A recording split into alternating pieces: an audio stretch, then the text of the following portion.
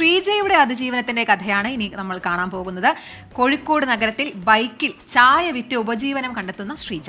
2 പെൺമക്കളുടെ പ്രോത്സാഹനമാണ് ശ്രീജയെ മുന്നോട്ട് നയിക്കുന്നത്.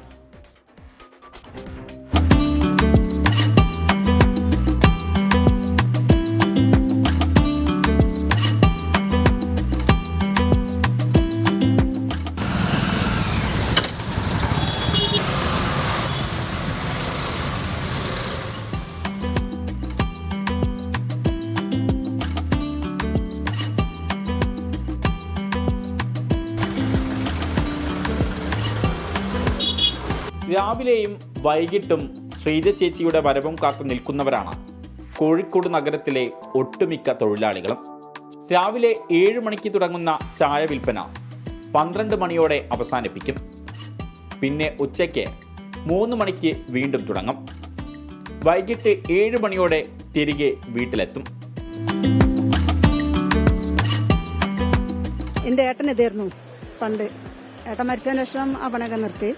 പിന്നെ ഞാൻ ഇങ്ങനെ ഇരുന്ന് ആലോചിച്ച് ഒരു സ്വയം തൊഴിൽ കണ്ടെത്തണമല്ലോ, അപ്പം അതിനെ കൊണ്ട് ആലോചിച്ചെടുത്തൊരു ഇതാണത്.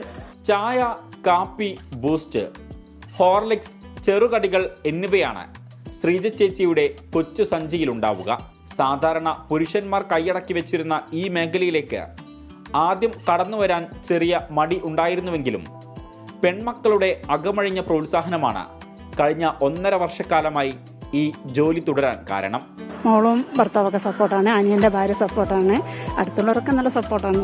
പോയിക്കോളി, അതന്നെയാണ് നല്ലത്, ഒരാളെ കയ്യും കാലും പിടിക്കണ്ടല്ലോ എന്നുള്ള അതാണ് അവർ പറഞ്ഞിട്ടുള്ളത് എല്ലാവരും.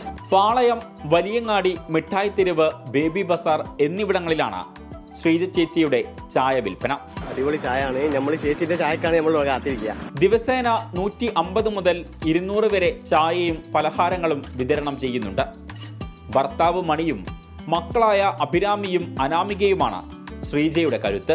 ശ്രീജ ചേച്ചിന്റെ എല്ലാ കടമകളും വീട്ടിൽ നിന്ന് നിർവഹിച്ച ശേഷമാണ് ഇത്തരത്തിൽ ഈ ചായ വിൽപ്പനയ്ക്കായിട്ട് ഇറങ്ങുന്നത്.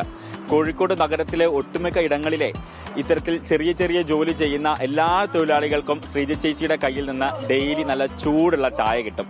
കഴിഞ്ഞ 1.5 വർഷക്കാലമായിട്ട് ഈ ദിനചര്യ തുടരുകയാണ്. അത് ഇനിയും തുടരും. ക്യാമറമാൻ രാജേഷ് വെള്ളരിക്കൊണ്ടിനൊപ്പം ഷഹദ് റഹ്മാൻ, 24 കോഴിക്കോട്.